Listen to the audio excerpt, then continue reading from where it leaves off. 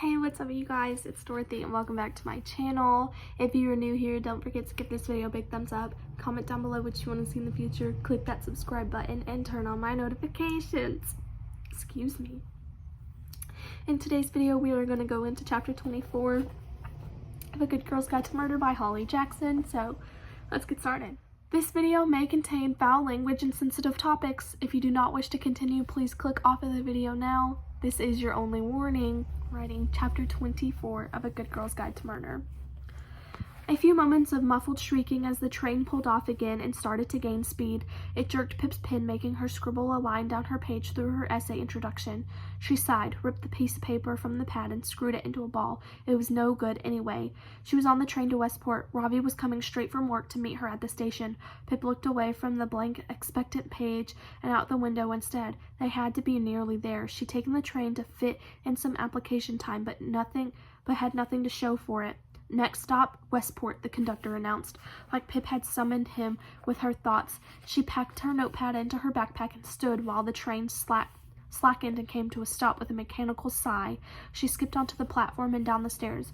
Ravi was waiting for her outside the station. "Sarge," he said, flicking his dark hair out of his eyes, "I was just coming up with your crime-fighting theme tune. So far, I've got chilled strings and a pan flute when it's me, and you come on with some heavy Darth Vader-ish trumpets." "Why am I the trumpet?" she said. "Because you're the scary one and you stomp when you walk. Sorry to be the one to tell you." For some reason, Pip didn't mind when it was him teasing her. Maybe she even liked it. She pulled a face at him and then reached for her phone, typing in the Ivy House Inn for directions. The line appeared on screen. They followed it, the 5-minute-long walking directions, Pip's blue circle avatar sliding along the route in her hands. They reached their destination and looked up. There was a small wooden sign just before the drive that read Ivy House Inn in faded letters. The driveway was sloped and pebbled, leading to a red brick house almost wholly covered in creeping ivy. It was so thick and with the green leaves and that this house itself seemed to shiver in the wind. Pip and Ravi crunched up to the drive to the front door, and Pip jabbed a metal doorknob, letting it ring out for one long note. They heard a small voice inside and shuffling steps. Then the door swung inward, sending a tremor through the ivy and the frame. An old woman with fluffy gray hair, thick glasses, and a very premature Christmas sweater stood before them and smiled. "Hello, dears," she said. "I didn't realize we were expecting anyone. What name did you make your reservation under?"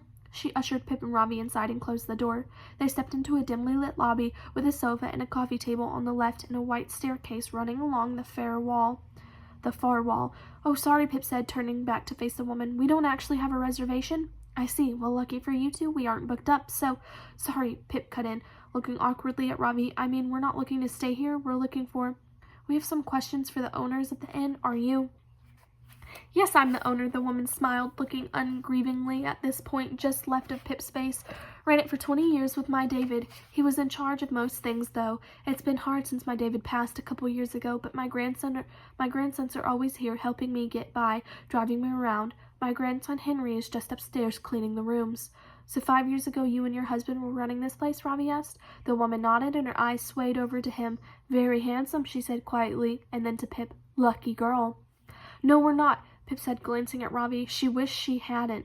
Out of the old lady's eyeline, he shimmied his shoulders and pointed to his face, mouthing "very handsome." Pip rolled her eyes and hoped he couldn't read anything else on her face. "Would you like to sit down?" The woman gestured to a green velvet sofa beneath the window. "I know I would." She shuffled over to a leather armchair facing the couch. Pip walked over, intentionally treading on Ravi's foot as she pressed past. She sat down, knees pointed toward the woman, and Ravi squeezed in beside her with a smug grin on his face. "Where's my—" the woman said, patting her sweater and her pants pockets, a blank look falling over her face. So," Pip said, drawing the woman's attention back to her, "do you keep records of the people who have stayed here?"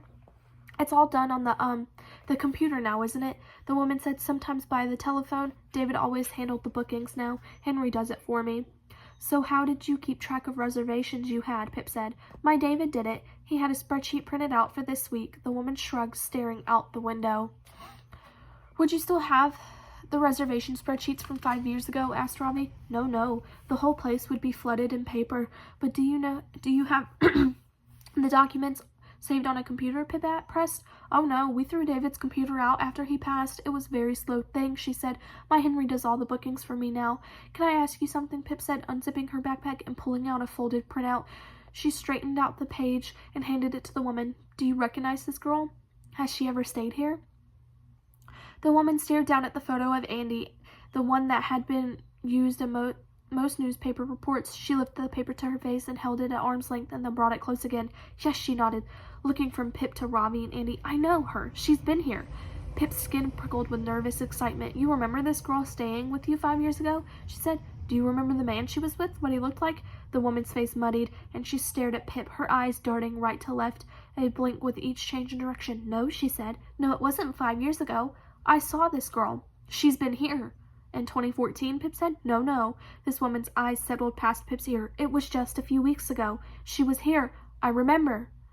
Pip's heart sank a few hundred feet. That's not possible, she said. This girl has been dead for 5 years. And I'm going to leave off right there, and I will go into second part for chapter 23, I think it is. I'm not sure what chapter. 24. And yeah, it's just because my dogs are whining, so I probably need to take them out, and yeah. I'll be back though.